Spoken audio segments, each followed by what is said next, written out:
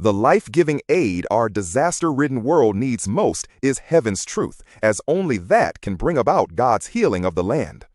Why the increasing disasters in America and elsewhere?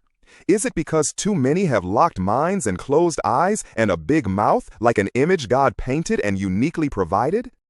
God warned, saying, "If I command the locusts to devour the land, or if I send pestilence, calamities, if my people shall humble themselves and pray and turn from their wicked ways, then will I hear and forgive their sin and will heal their land." 2 Chronicles 7:13-14. God wants open minds and eyes rather than big mouths. A special dream regarding calamities and restoration, and which clearly showed it will take calamity to awaken and unite in heaven's truth. In the dream I had shortly before 9/11/01, God placed the words, "There will be no gatherings till I burn their hives," in a dark smoky cloud which derived from a bear that had ascended upwards from the earth. A related prayer of those who love truth and humanity. O God, do what you know is needed to bring about the awakening and gathering in heaven's truth you desire. Bring what is needed to bring people into your good plan for both this life and the next. Yes, clearly expose the many lies of the serpent which call good evil and evil good, and which have so sadly oppressed and divided religions. Somehow, bring about the wonderful revival and coming together you have shown to many, but bring no more burning or plagues than needed to open hearts and minds and bring full contrition, repentance. Just what will it take to fully awaken and bring repentance? Restorative truth has been so crushed even in calamities people may not find it.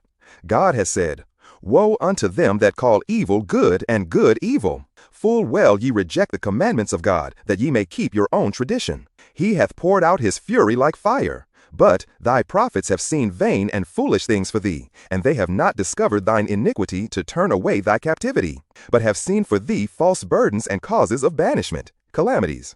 And the men, survivors of calamities, which were not killed by these plagues, yet repented not.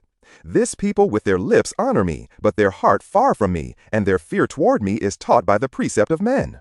As a nation that did righteousness and forsook not the ordinance of their God, they take delight in approaching to God. They proceed from evil to evil, error to error, and they know not me, my truth and good ways, saith the Lord. Isaiah 5:20, Mark 7:9, Lamb 2:4-14, Rev 9:20, Isaiah 5:20, Jer 9:3. Proud, blind religion has often been a bitter persecutor, sadly rejecting those who seek to show them a better way. And then, to make themselves look and feel good, they often pretend to be very religious, thankful, and gracious. God, speaking to those oppressed by such foul religious ones, said, "Hear the word of the Lord, ye that tremble at his word. Your brethren that hated you, that cast you out from my name's sake, said, Let the Lord be glorified. But he shall appear to your joy, and they shall be ashamed." Isaiah 66:5. Note, if that promise does not happen sooner, it certainly will at the judgment. Too often, regardless of the calamities God may send, mistaken religions, rather than considering and repenting, adamantly praise the customized God they fabricated and placed about themselves. Jesus wept, knowing both the good things closed-hearted religious people were missing and the coming calamities. Luke 19:41-44. My wish and prayer is that people will unlock their minds and open their eyes and find penitence early, so God need not send as many calamities to awaken, so he can bless and heal. Jeremiah 29:11-13. Obviously, many disasters are striking America and our world, and how many people are heeding? Some sites to explore herewith are miracleswarningusa.com, guidingmiracles.com, ohgodsave.com, pleaseexamineit.com, and godbemyrock.com.